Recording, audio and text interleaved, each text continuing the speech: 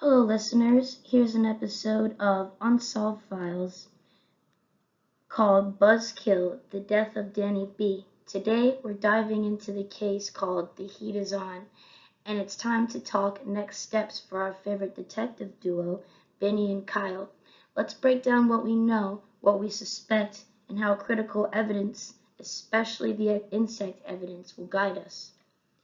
For the background and victim identification, we will be talking about Dannie B, the victim, a 33-year-old social media influencer known for her content about insects and cute bee-themed merchandise.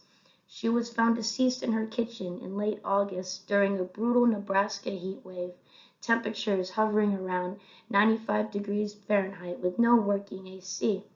Dannie was found flat on her back, wearing a yellow sundress and bee apron, a microphone attached to her clothing, suggesting she was likely filming content when the attack occurred. Key clues include a severe abdominal wound, possibly stab wound, with heavy fly activity concentrated around it. Blood smears on her face, some of which may have been transferred by flies, but others appear to be deliberately painted. No immediate murder weapon was found at the scene. Significantly, while the neighbor claimed he heard a gunshot only a few hours before police arrival, the extensive insect activity suggested the body had been there longer. Now we're going to talk about how Benny and Kyle approached the investigation. They first focused on the timeline.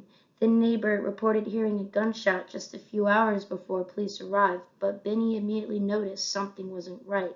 The insect activity suggested Dannie had been dead longer. Meanwhile, Kyle Lawson, the forensic entomologist, got to work collecting insect samples at the scene. Blowflies, larvae, and pupa from around Dannie's wound and eyes were carefully gathered. Environmental conditions like heat, humidity, and open windows were documented to help interpret insect growth stages accurately. Benny cross-referenced witness statements, online activity, and physical evidence like the suspicious coffee cup on the kitchen table, while Kyle set up lab tests to identify the flies and analyze larval development for time of death estimations. In short, Benny focused on the who and the why. Kyle focused on the when and how. For the suspect profile, we're going to get into a few candidates here. Rachel, a rival influencer with a history of animosity towards Dannie. Rachel's social media contained direct insults and threats, even calling herself an assassin. Babby Cortez, a devoted fan and contractor who had access to Dannie's address through a home repair invoice. His behavior could be classified as stalker-like. Neighbor John reported the gunshot but has an alibi that still needs verification. Some inconsistencies exist between his statement and the insect evidence. However, if we narrow it down, it seems Rachel has the strongest motive and access to hacking tools or inside information through the Silverfish dating site, a connection shared by multiple suspicious individuals. Now we're going to speak on the importance of the insect evidence.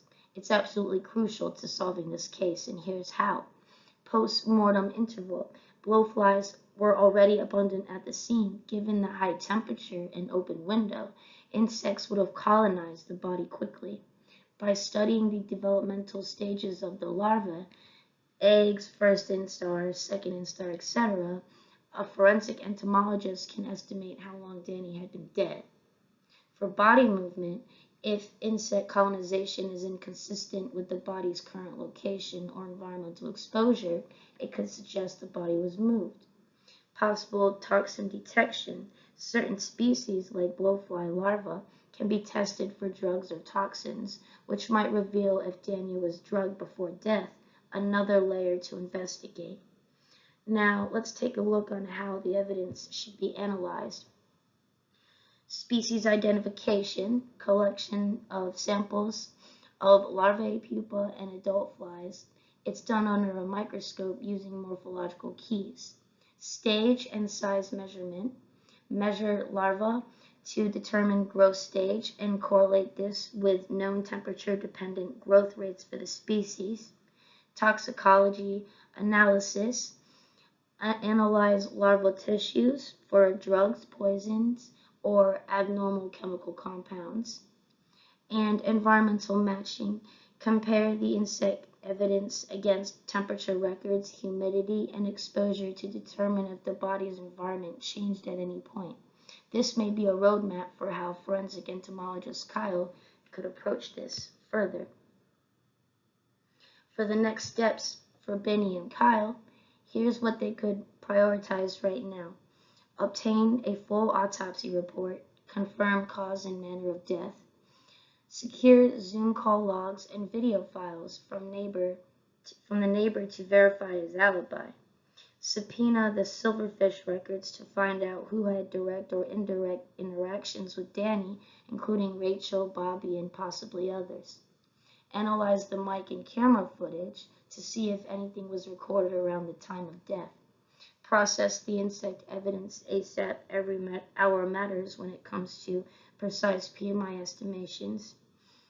Of course, I assume you guys already did that. If not, there's a good one suggestion, but investigate the butterfly dagger theory. This could potentially be the murder weapon, so finding any trace of it is crucial.